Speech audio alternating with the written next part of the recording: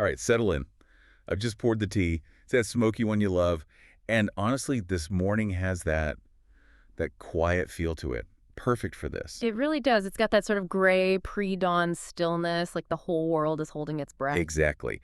And that's actually the perfect way to frame where we're going today. We're Yeah. stepping right into a moment that feels just like this. Yeah. But before we do, I have to ask you something.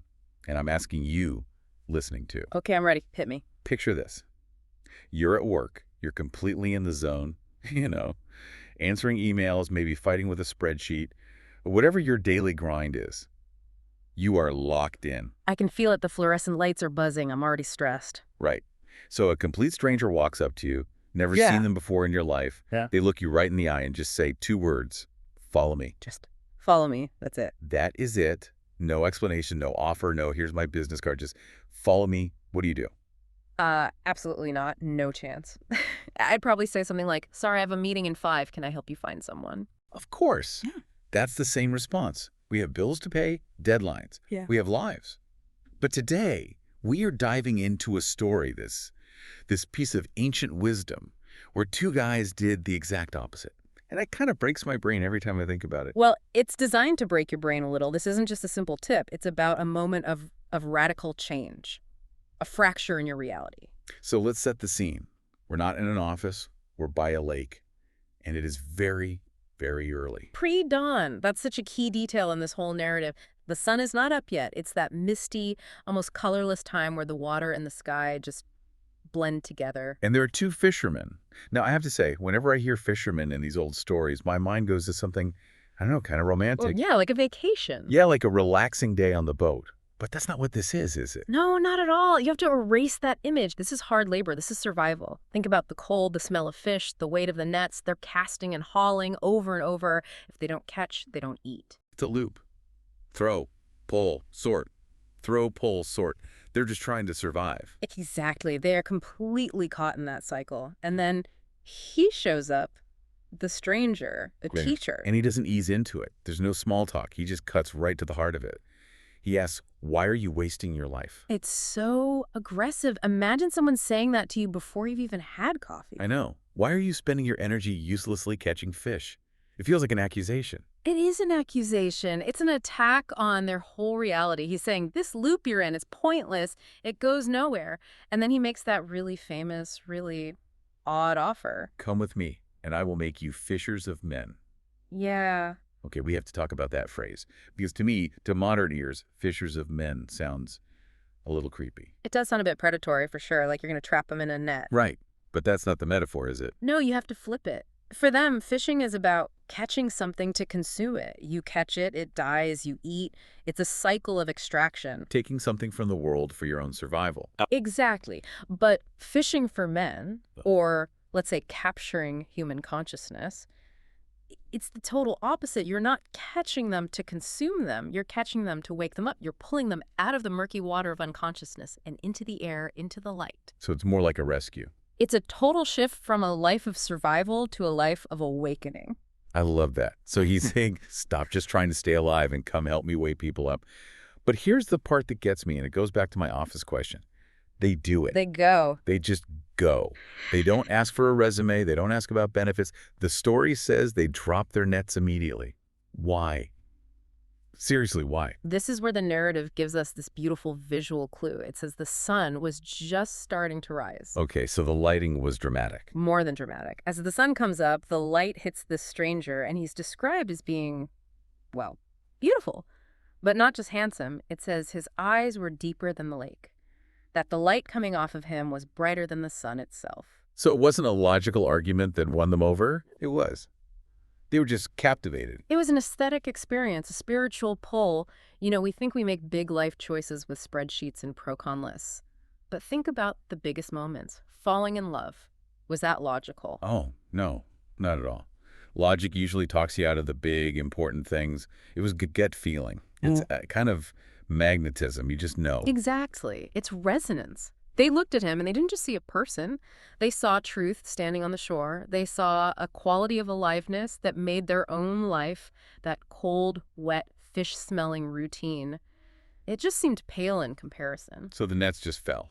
It wasn't even like a decision to quit their job. Right. The old life just became impossible to hold on to. It's like if you're holding a candle and the sun suddenly appears, you just drop the candle. The lesser light is gone. Okay, but I'm still that guy in the office. I'm thinking, that's a nice sunrise, but I have rent due. The modern skeptic, I get it. Yeah. If this stranger, no matter how radiant, walked into my big important meeting, I'd have him escorted out. What about my responsibilities?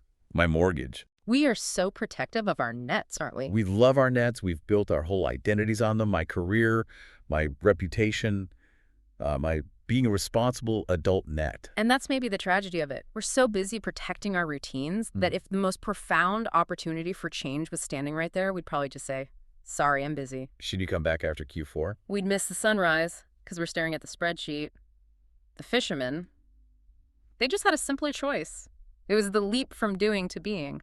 So they take the leap, they leave the boats, the nets, everything. They're walking away with this radiant man. It feels like the end of the story, right? The adventure begins. But life is never that neat. And this story isn't either. Because as they're walking away from the village, reality comes rushing back. The test. The test. A man comes running up to them, all out of breath, and he has urgent news. Your father has just died. Wow. Talk about a record scratch. The high of this new adventure is gone, and bam. Grief. Duty. The real world crashes back in. And look at their request. It's so reasonable. They turn to the teacher and ask, can we just go home, bury our father, and then we'll come right back and follow you? I mean, who could possibly say no to that? It's Yeah. a fundamental human obligation. Yeah. In any culture, a parent's funeral is. Mm. It's non-negotiable. It's about respect. It's the ultimate net, right? The net of family, of tradition, of your past. It's the strongest one there is.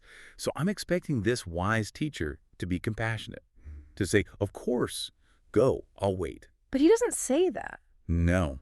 He says something so jarring and seemingly cold that I honestly had to read it a few times to get it. Let the dead bury their dead. The dead bury their Yeah, they dead. call it. Just so, wow. It sounds so cruel. Don't worry about it. There are plenty of dead people in the village. Let them handle it. You follow me. It feels like a slap in the face. It does. It feels like he's telling them to be inhuman, to just abandon their grief and their father. Mm. I mean, if someone said that to me in that moment, my first instinct would be anger.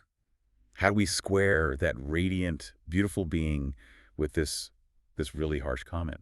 And that's a fair reaction. But this is the whole point of the story right here. This is the wisdom we have to unpack.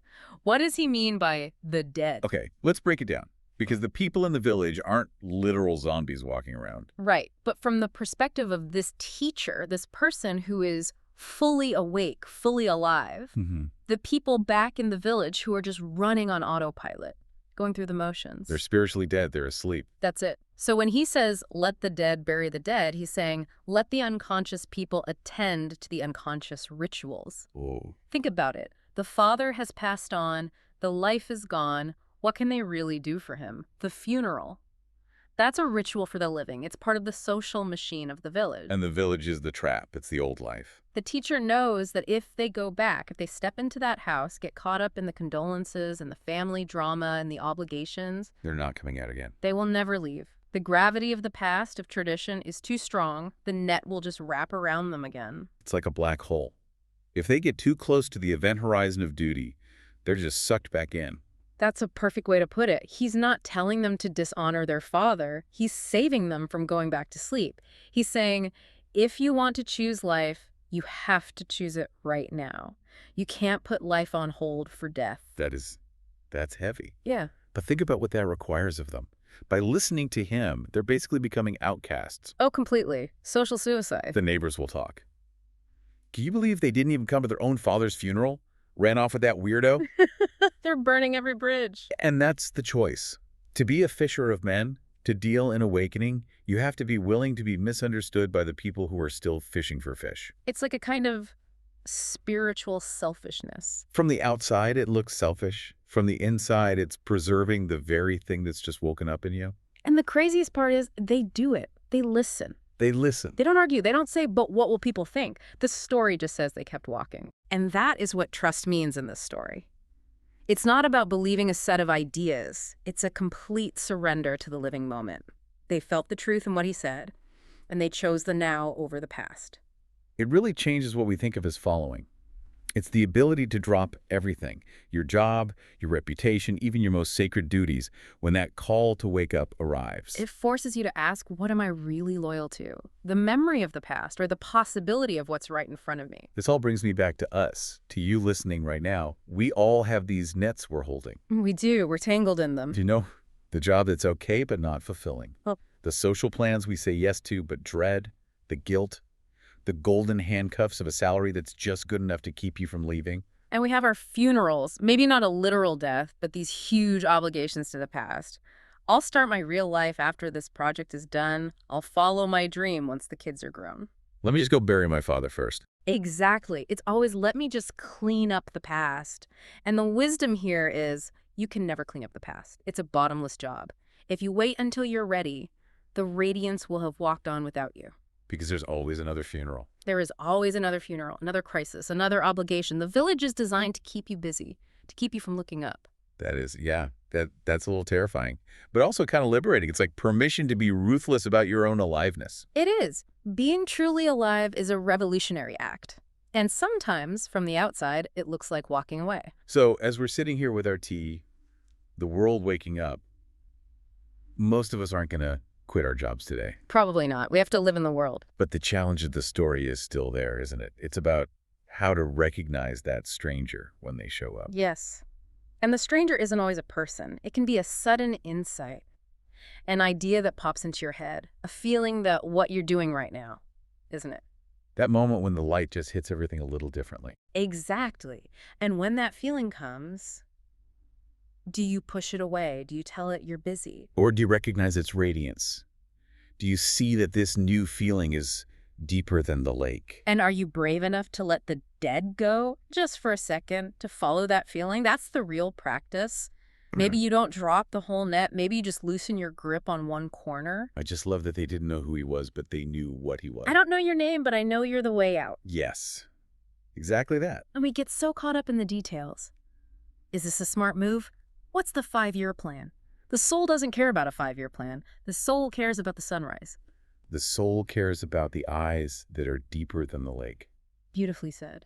Well, my tea is almost gone, and I can hear the world starting up out there. The noise is beginning. The village is waking up, or maybe just stirring in its sleep. Ouch, yeah. The dead are starting their commute. And we have to go back out into it. Yeah, we do.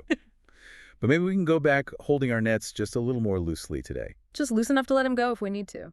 That's the goal. That's the practice. I want to leave you, who's listening, with one final thing to think about as you go into your day.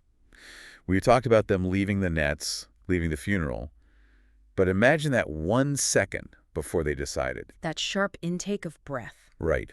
If that stranger showed up for you today, offering you a way to be truly, terrifyingly awake, would you even see them? Or are you so good at your job, so good at being a fisherman, that you wouldn't even look up from the net? Can you even see the sun if you never look up from the water? Think about that. Drink your tea and enjoy the sunrise. We'll talk to you next time. Take care, everyone.